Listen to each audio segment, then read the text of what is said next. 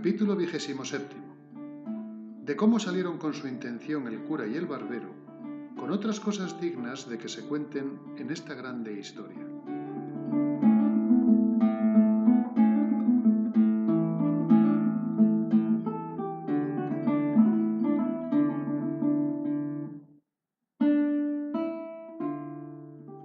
No le pareció mal al barbero la invención del cura, sino tan bien que luego la pusieron por obra. Pidiéronle a la ventera una saya y unas tocas, dejándole en prendas una sotana negra del cura. El barbero hizo una gran barba de una cola rucia o roja de buey, donde el ventero tenía colgado el peine. Preguntóles la ventera que para qué le pedían aquellas cosas. El cura le contó en breves razones la locura de Don Quijote y cómo convenía aquel disfraz para sacarle de la montaña, donde a la sazón estaba. Cayeron luego el ventero y la ventera en que el loco era su huésped, el del bálsamo y el amo del manteado escudero, y contaron al cura todo lo que con él les había pasado, sin callar lo que tanto callaba Sancho. En resolución, la ventera vistió al cura de modo que no había más que ver. Púsole una saya de paño, llena de fajas de terciopelo negro de un palmo de ancho, todas acuchilladas, y unos corpiños de terciopelo verde guarnecidos con unos ribetes de raso blanco que se debieron de hacer ellos y la saya en tiempo del rey Bamba. No consintió el cura que le tocasen, sino púsose en la cabeza un birretillo de lienzo acolchado que llevaba para dormir de noche, y ciñóse por la frente una liga de tafetán negro, y con otra liga hizo un antifaz con que se cubrió muy bien las barbas y el rostro. Encasquetóse su sombrero, que era tan grande que le podía servir de quitasol, y cubriéndose su herreruelo, subió en su mula a mujeriegas, y el barbero en la suya, con su barba que le llegaba a la cintura entre roja y blanca, como aquella que, como se ha dicho, era hecha de la cola de un buey barroso. Despidiéronse de todos y de la buena de Maritornes, que prometió de rezar un rosario, aunque pecadora, porque Dios les diese buen suceso en tan arduo y tan cristiano negocio como era el que habían emprendido. Mas apenas hubo salido de la venta, cuando le vino al cura un pensamiento, que hacía mal en haberse puesto de aquella manera, por ser cosa indecente que un sacerdote se pusiese así, aunque le fuese mucho en ello. Y diciéndoselo al barbero, le rogó que trocasen trajes, pues era más justo que él fuese la doncella menesterosa y que él haría del escudero, y que así se profanaba menos su dignidad. Y que si no lo quería hacer, determinaba de no pasar adelante, aunque a Don Quijote se le llevase el diablo. En esto llegó Sancho, y de ver a los dos en aquel traje no pudo tener la risa. En efecto, el barbero vino en todo aquello que el cura quiso, y trocando la invención, el cura le fue informando el modo que había de tener y las palabras que había de decir a Don Quijote para moverle y forzarle a que con él se viniese, y dejase la querencia del lugar que había escogido para su vana penitencia. El barbero respondió que sin que se le diese lición, él lo pondría bien en su punto. No quiso vestirse por entonces hasta que estuviesen junto de Don Quijote estaba, y así dobló sus vestidos, y el cura acomodó su barba, y siguieron su camino guiándolo Sancho Panza, el cual les fue contando lo que les aconteció con el loco que hallaron en la sierra, encubriendo empero el hallazgo de la maleta y de cuanto en ella venía, que, maguer que tonto, era un poco codicioso el mancebo. Otro día llegaron al lugar donde Sancho había dejado puestas las señales de las ramas para acertar el lugar donde había dejado a su señor, y en reconociéndole les dijo cómo aquella era la entrada y que bien se podían vestir si era que aquello hacía el caso para la libertad de su señor, porque ellos le habían dicho antes que el ir de aquella suerte y vestirse de aquel modo era toda la importancia para sacar a su amo de aquella mala vida que había escogido, y que le encargaban mucho que no dijese a su amo quién ellos eran ni que los conocía, y que si le preguntase, como se lo había de preguntar, si dio la carta a Dulcinea, dijese que sí, y que por no saber leer le había respondido de palabra, diciéndole que le mandaba, so pena de la su desgracia, que luego al momento se viniese a ver con ella, que era cosa que le importaba mucho. Porque con esto, y con lo que ellos pensaban decirle, tenían por cosa cierta reducirle a mejor vida y hacer con él que luego se pusiese en camino para ir a ser emperador o monarca, que en lo de ser arzobispo no había de qué temer. Todo lo escuchó Sancho y lo tomó muy bien en la memoria, y les agradeció mucho la intención que tenían de aconsejar a su señor fuese emperador y no arzobispo, porque él tenía para sí que para hacer mercedes a sus escuderos más podían los emperadores que los arzobispos andantes. También les dijo que sería bien que él fuese delante a buscarle y darle la respuesta de su señora, que ya sería ella bastante a sacarle de aquel lugar sin que ellos se pusiesen en tanto trabajo. Parecióles bien lo que Sancho Panza decía, y así determinaron de aguardarle hasta que volviese con las nuevas del hallazgo de su amo. Entróse Sancho por aquellas quebradas de la sierra, dejando a los dos en una por donde corría un pequeño y manso arroyo, a quien hacían sombra agradable y fresca otras peñas y algunos árboles que por allí estaban. El calor y el día que allí llegaron era de los del mes de agosto, que por aquellas partes suele ser el ardor muy grande. La hora, las 3 de la tarde, todo lo cual hacía al sitio más agradable y que convidase a que en él esperasen la vuelta de Sancho, como lo hicieron.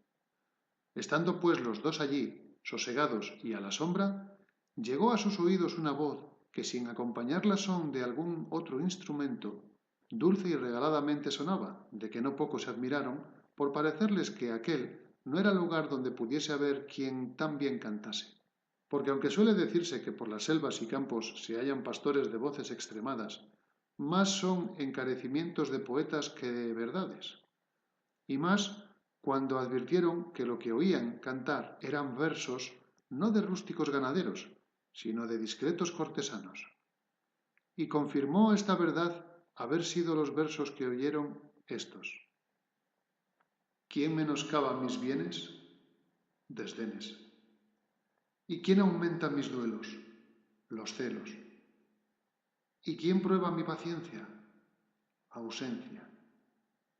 De ese modo en mi dolencia ningún remedio se alcanza, pues me matan la esperanza, desdenes, celos y ausencia. ¿Quién me causa este dolor? Amor. ¿Y quién mi gloria repugna? Fortuna. ¿Y quién consiente en mi duelo? El cielo. De ese modo yo recelo morir de este mal extraño, pues se aunan en mi daño amor, fortuna y el cielo. ¿Quién mejorará mi suerte? La muerte. ¿Y el bien de mi amor, quién le alcanza? Mudanza. ¿Y sus males, quién los cura? Locura. De ese modo no es cordura querer curar la pasión, cuando los remedios son muerte, mudanza y locura. La hora, el tiempo, la soledad, la voz y la destreza del que cantaba causó admiración y contento en los dos oyentes, los cuales se estuvieron quedos esperando si alguna otra cosa oían. Pero viendo que duraba algún tanto el silencio, determinaron de salir a buscar el músico que con tan buena voz cantaba. Y queriéndolo poner, en efecto, hizo la misma voz que no se moviesen, la cual llegó de nuevo a sus oídos cantando este soneto. Soneto. Santa amistad que con ligeras alas tu apariencia quedándose en el suelo, entre benditas almas en el cielo subiste alegre a las impíreas salas. Desde allá, cuando quieres, nos señalas la justa paz cubierta con un velo, porque a veces se trasluce el celo de buenas obras que, a la fin, son malas. Deja el cielo, oh amistad, o no permitas que el engaño se vista tu librea, con que destruye a la intención sincera. Que si tus apariencias no le quitas, presto ha de verse el mundo en la pelea de la discorde confusión primera. El canto se acabó con un profundo suspiro, y los dos, con atención, volvieron a esperar si más se cantaba. Pero viendo que la música se había vuelto en sollozos y en lastimeros ayes, acordaron de saber quién era el triste tan extremado en la voz como doloroso en los gemidos, y no anduvieron mucho cuando, al volver de una punta de una peña, vieron a un hombre del mismo talle y figura que Sancho Panza les había pintado cuando les contó el cuento de Cardenio, el cual hombre, cuando los vio, sin sobresaltarse, estuvo quedo con la cabeza inclinada sobre el pecho, a guisa de hombre pensativo, sin alzar los ojos a mirarlos más de la vez primera, cuando de improviso llegaron. El cura, que era hombre bien hablado, como el que ya tenía noticia de su desgracia, pues por las señas le había conocido, se llegó a él y con breves aunque muy discretas razones le rogó y persuadió que aquella tan miserable vida dejase, porque allí no la perdiese, que era la desdicha mayor de las desdichas. Estaba Cardenio entonces en su juicio entero, libre de aquel furioso accidente que tan a menudo le sacaba de sí mismo. Y así, viendo a los dos en traje tan no usado de los que por aquellas soledades andaban, no dejó de admirarse algún tanto, y más cuando oyó que le habían hablado en su negocio, como es cosa sabida, porque las razones que el cura le dijo así lo dieron a entender. Y así respondió de esta manera: Bien veo yo, señores, quienquiera que seáis, que el cielo, que tiene cuidado de socorrer a los buenos y aun a los malos muchas veces, sin yo merecerlo, me envía en estos tan remotos y apartados lugares del trato común de las gentes algunas personas que, poniéndome delante de los ojos con vivas y varias razones, cuan sin ella ando en hacer la vida que hago, han procurado sacarme desta a mejor parte. Pero como saben que sé yo que en saliendo de este daño he de caer en otro mayor, quizá me deben de tener por hombre de flacos discursos, y aún lo que peor sería, por de ningún juicio. Y no sería maravilla que así fuese, porque a mí se me trasluce que la fuerza de la imaginación de mis desgracias es tan intensa y puede tanto en mi perdición, que sin que yo pueda ser parte a estorbarlo, vengo a quedar como piedra, falto de todo buen sentido y conocimiento. Y vengo a caer en la cuenta de esta verdad cuando algunos me dicen y muestran señales de las cosas que he hecho, en tanto que aquel terrible accidente me señorea. Y no sé más que dolerme en vano y maldecir sin provecho mi ventura, y dar por disculpa de mis locuras el decir la causa de ellas a cuantos oírla quieren. Porque viendo los cuerdos cuál es la causa, no se maravillarán de los efectos. Y si no me dieren remedio, a lo menos no me darán culpa, convirtiéndoseles el enojo de mi desenvoltura en lástima de mis desgracias. Y si es que vosotros, señores, venís con la misma intención que otros han venido, antes que paséis adelante en vuestras discretas persuasiones, os ruego que escuchéis el cuento, que no le tiene, de mis desventuras, porque quizá después de entendido ahorraréis el trabajo que tomaréis en consolar un mal que de todo consuelo es incapaz. Los dos, que no deseaban otra cosa que saber de su misma boca la causa de su daño, le rogaron se la contase, ofreciéndosele de no hacer otra cosa de la que él quisiese en su remedio o consuelo. Y con esto el triste caballero comenzó su lastimera historia, casi por las mismas palabras y pasos que la había contado a don Quijote y al cabrero pocos días atrás, cuando, por ocasión del maestro Elisabat y puntualidad de don Quijote en guardar el decoro a la caballería, se quedó el cuento imperfecto como la historia lo deja contado. Pero ahora quiso la buena suerte que se detuvo el accidente de la locura y le dio lugar de contarlo hasta el fin. Y así, llegando al paso del billete que había hallado don Fernando entre el libro de Amadís de Gaula, dijo Cardenio que le tenía bien en la memoria y que decía de esta manera: Luscinda a Cardenio. Cada día descubro en vos valores que me obligan y fuerzan a que más os estime. Y así, si quisiéredes sacarme de esta deuda, sin ejecutarme en la honra, lo podréis muy bien hacer. Padre tengo que os conoce y que me quiere bien, el cual, sin forzar mi voluntad, cumplirá lo que será justo que vos tengáis, si es que me estimáis como decís y como yo creo. Por este billete me moví a pedir a Luscinda por esposa, como ya os he contado. Y este fue por quien quedó Luscinda en la opinión de don Fernando, por una de las más discretas y avisadas mujeres de su tiempo. Y este billete fue el que le puso en deseo de destruirme antes que el mío se efectuase. Díjele yo a don Fernando en lo que me reparaba el padre de Luscinda, que era en que mi padre se la pidiese, lo cual yo no le osaba decir, temeroso que no vendría en ello, no porque no tuviese bien conocida la calidad, bondad, virtud y hermosura de Luscinda, y que tenía partes bastantes para ennoblecer cualquier otro linaje de España, sino porque yo entendía de él que deseaba que no me casase tan presto hasta ver lo que el duque Ricardo hacía conmigo. En resolución, le dije que no me aventuraba a decírselo a mi padre, así por aquel inconveniente como por otros muchos que me acobardaban, sin saber cuáles eran, sino que me parecía que lo que yo desease jamás había de tener efecto. A todo esto me respondió don Fernando que él se encargaba de hablar a mi padre y hacer con él que hablase al de Luscinda. Oh Mario ambicioso, oh Catilina cruel, oh Sila facinoroso, oh Galalón embustero, oh Bellido traidor, oh Julián vengativo, oh Judas codicioso. Traidor, cruel, vengativo y embustero, ¿qué de servicios te había hecho este triste que con tanta llaneza te descubrió los secretos y contentos de su corazón? ¿Qué ofensa te hice? ¿Qué palabras te dije o qué consejos te di que no fuesen todos encaminados a acrecentar tu honra y tu provecho? ¿Mas de qué me quejo, desventurado de mí? Pues es cosa cierta que cuando traen las desgracias la corriente de las estrellas, como vienen de alto a abajo, despeñándose con furor y con violencia, no hay fuerza en la tierra que las detenga, ni industria humana que prevenirlas pueda. ¿Quién pudiera imaginar que don Fernando, caballero ilustre, discreto, obligado de mis servicios, poderoso para alcanzar lo que el deseo amoroso le pidiese donde quiera que le ocupase, se había de enconar, como suele decirse, en tomarme a mí una sola oveja que aún no poseía? Pero quédense estas consideraciones aparte como inútiles y sin provecho, y añudemos el roto hilo de mi desdichada historia. Digo pues que, pareciéndole a don Fernando que mi presencia le era inconveniente para poner en ejecución su falso y mal pensamiento, determinó de enviarme a su hermano mayor con ocasión de pedirle unos dineros para pagar 6 caballos de industria, y sólo para este efecto de que me ausentase, para poder mejor salir con su dañado intento. El mismo día que se ofreció a hablar a mi padre, los compró y quiso que yo viniese por el dinero.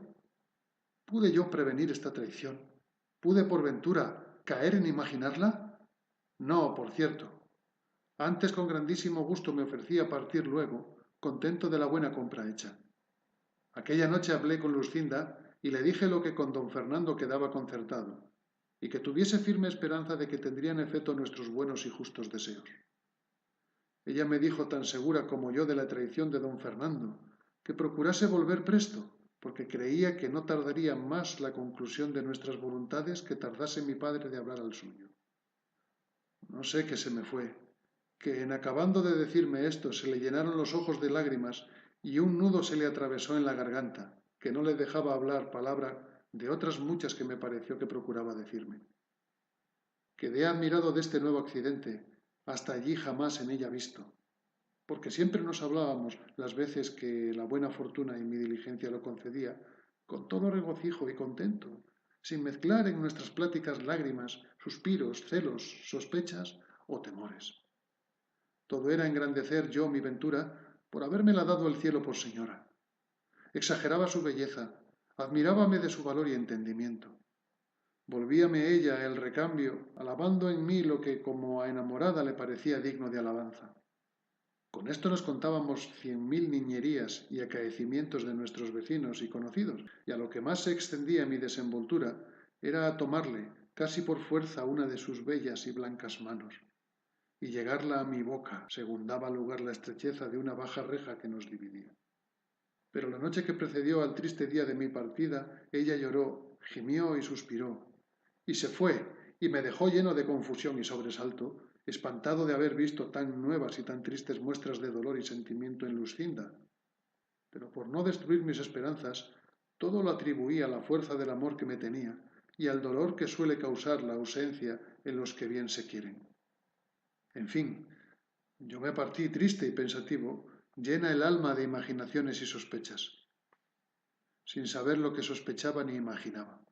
Claros indicios que me mostraban el triste suceso y desventura que me estaba aguardada. Llegué al lugar donde era enviado. Di las cartas al hermano de don Fernando.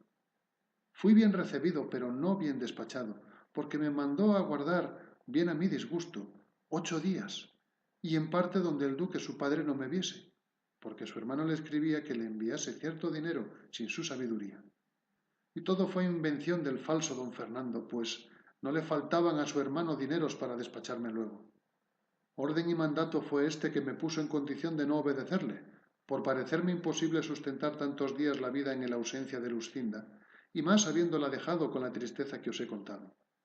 Pero con todo esto, obedecí como buen criado, aunque veía que había de ser a costa de mi salud. Pero a los 4 días que allí llegué, llegó un hombre en mi busca con una carta que me dio, que en el sobrescrito conocí ser de Luscinda, porque la letra de él era suya. Abríla temeroso y con sobresalto, creyendo que cosa grande debía de ser la que la había movido a escribirme estando ausente, pues presente pocas veces lo hacía.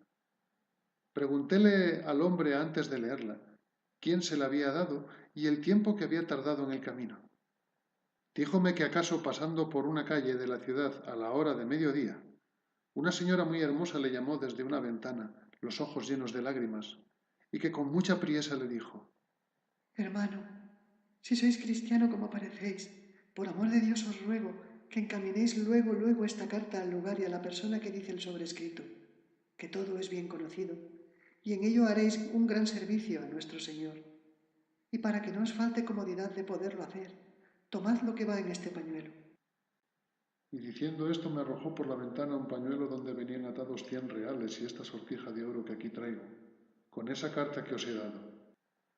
Y luego, sin aguardar respuesta mía, se quitó de la ventana, aunque primero vio cómo yo tomé la carta y el pañuelo, y por señas le dije que haría lo que me mandaba. Y así, viéndome tan bien pagado del trabajo que podía tomar en traérosla, y conociendo por el sobrescrito que érades vos a quien se enviaba, porque yo, Señor, os conozco muy bien, y obligado asimismo de las lágrimas de aquella hermosa señora, determiné de no fiarme de otra persona, sino venir yo mismo a dárosla, y en 16 horas que ha que se me dio, he hecho el camino que sabéis que es de 18 leguas. En tanto que el agradecido y nuevo correo esto me decía, estaba yo colgado de sus palabras, temblándome las piernas, de manera que apenas podía sostenerme. En efecto, abrí la carta y vi que contenía estas razones. La palabra que don Fernando os dio de hablar a vuestro padre para que hablase al mío la ha cumplido más en su gusto que en vuestro provecho. Sabed, Señor, que él me ha pedido por esposa y mi padre, llevado de la ventaja que él piensa que don Fernando os hace, ha venido en lo que quiere, con tantas veras que de aquí a 2 días se ha de hacer el desposorio, tan secreto y tan a solas que solo han de ser testigos los cielos y alguna gente de casa. Cual yo quedo, imaginadlo. Si os cumple venir, veldo. Y si os quiero bien o no, el suceso de este negocio os lo dará a entender. A Dios plega que ésta llegue a vuestras manos antes que la mía se vea en condición de juntarse con la de quien tan mal sabe guardar la fe que promete. Estas, en suma, fueron las razones que la carta contenía, y las que me hicieron poner luego en camino sin esperar otra respuesta ni otros dineros. Que bien claro conocí entonces que no la compra de los caballos, sino la de su gusto, había movido a don Fernando a enviarme a su hermano. El enojo que contra don Fernando concebí, junto con el temor de perder la prenda que con tantos años de servicios y deseos tenía granjeada, me pusieron alas, pues casi como en vuelo, otro día me puse en mi lugar, al punto y hora que convenía para ir a hablar a Luscinda. Entré secreto y dejé una mula en que venía en casa del buen hombre que me había llevado la carta, y quiso la suerte que entonces la tuviese tan buena, que hallé a Luscinda puesta a la reja testigo de nuestros amores.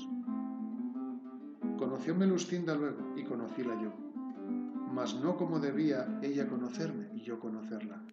Pero ¿quién hay en el mundo que se pueda alabar que ha penetrado y sabido el confuso pensamiento y condición mudable de una mujer? Ninguno, por cierto.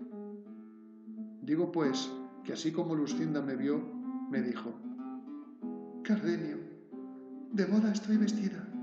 Ya me están aguardando en la sala don Fernando, el traidor, y mi padre, el codicioso, con otros testigos, que antes lo serán de mi muerte que de mi desposorio.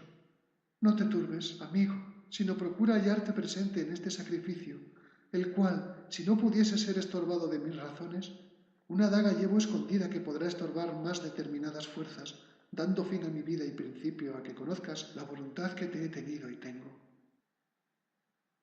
Yo le respondí turbado y apriesa, temeroso, no me faltase lugar para responderla. Hagan, Señora, tus obras verdaderas tus palabras, que si tú llevas daga para acreditarte, aquí llevo yo espada para defenderte con ella o para matarme si la suerte nos fuere contraria. No creo que pudo oír todas estas razones, porque sentí que la llamaban apriesa, porque el desposado aguardaba. Cerróse con esto la noche de mi tristeza, púsoseme el sol de mi alegría. Quedé sin luz en los ojos y sin discurso en el entendimiento. No acertaba a entrar en su casa, ni podía moverme a parte alguna. Pero considerando cuánto importaba mi presencia para lo que suceder pudiese en aquel caso, me animé lo más que pude y entré en su casa. Y como ya sabía muy bien todas sus entradas y salidas, y más con el alboroto que de secreto en ella andaba, nadie me echó de ver. Así que, sin ser visto, tuve lugar de ponerme en el hueco que hacía una ventana de la misma sala, que con las puntas y remates de 2 tapices se cubría, por entre las cuales podía yo ver, sin ser visto, todo cuanto en la sala se hacía. ¿Quién pudiera decir ahora los sobresaltos que me dio el corazón mientras allí estuve, los pensamientos que me ocurrieron, las consideraciones que hice, que fueron tantas y tales que ni se pueden decir ni aun es bien que se digan? Basta que sepáis que el desposado entró en la sala sin otro adorno que los mesmos vestidos ordinarios que solía. Traía por padrino a un primo hermano de Luscinda, y en toda la sala no había persona que fuera, sino los criados de la casa. De allí a un poco salió de una recámara Luscinda, acompañada de su madre y de 2 doncellas suyas, tan bien aderezada y compuesta como su calidad y hermosura merecían, y como quien era la perfección de la gala y bizarría cortesana. No me dio lugar mi suspensión y arrobamiento para que mirase y notase en particular lo que traía vestido.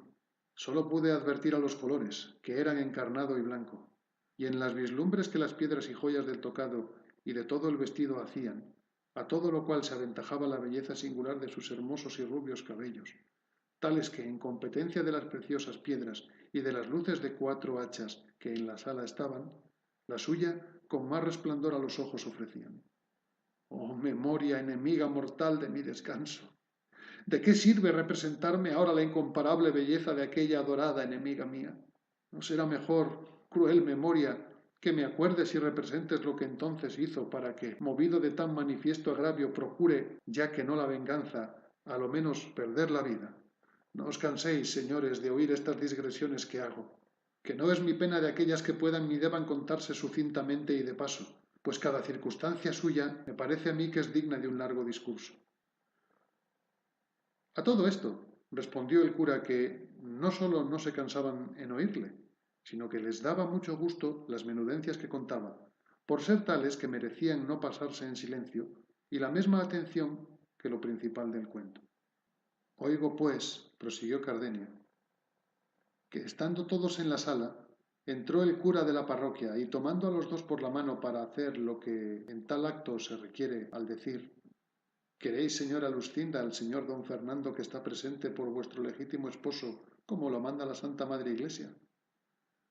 Yo saqué la cabeza y el cuello de entre los tapices, y con atentísimos oídos y alma turbada me puse a escuchar lo que Luscinda respondía, esperando de su respuesta la sentencia de mi muerte o la confirmación de mi vida.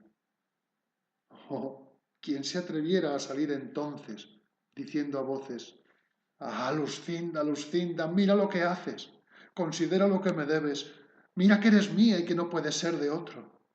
Advierte que el decir tú sí y el acabárseme la vida ha de ser todo a un punto». «Ah, traidor don Fernando, robador de mi gloria, muerte de mi vida, ¿qué quieres? ¿Qué pretendes? Considera que no puedes cristianamente llegar al fin de tus deseos, porque Luscinda es mi esposa y yo soy su marido. ¡Ah, loco de mí! Ahora que estoy ausente y lejos del peligro, digo que había de hacer lo que no hice. Ahora que dejé robar mi cara prenda, maldigo al robador de quien pudiera vengarme si tuviera corazón para ello, como le tengo para quejarme. En fin, pues fui aquí entonces cobarde y necio, No es mucho que muera ahora corrido, arrepentido y loco. Estaba esperando el cura la respuesta de Luscinda, que se detuvo un buen espacio en darla, y cuando yo pensé que sacaba la daga para acreditarse, o desataba la lengua para decir alguna verdad o desengaño que en mi provecho redundase, oigo que dijo con voz desmayada y flaca: «Sí, quiero». Y lo mesmo dijo don Fernando. Y dándole el anillo quedaron en indisoluble nudo ligados. Llegó el desposado a abrazar a su esposa, y ella, poniéndose la mano sobre el corazón, cayó desmayada en los brazos de su madre.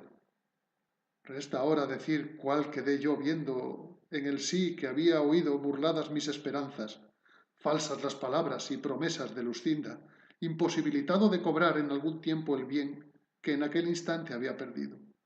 Quedé falto de consejo, desamparado, a mi parecer, de todo el cielo, hecho enemigo de la tierra que me sustentaba, negándome el aire aliento para mis suspiros y el agua humor para mis ojos. Sólo el fuego se acrecentó de manera que todo ardía de rabia y de celos. Alborotáronse todos con el desmayo de Luscinda, y desabrochándole su madre el pecho para que le diese el aire, se descubrió en él un papel cerrado, que don Fernando tomó luego y se le puso a leer a la luz de una de las hachas. Y en acabando de leerle se sentó en una silla y se puso la mano en la mejilla con muestras de hombre muy pensativo, sin acudir a los remedios que a su esposa se hacían para que del desmayo volviese. Yo, viendo alborotada toda la gente de la casa, me aventuré a salir, ora fuese visto o no, con determinación que si me viesen, de hacer un desatino tal que todo el mundo viniera a entender la justa indignación de mi pecho en el castigo del falso don Fernando y aun en el mudable de la desmayada traidora. Pero mi suerte, que para mayores males, si es posible que los haya, me debe tener guardado, ordenó que en aquel punto me sobrase el entendimiento que después acá me ha faltado.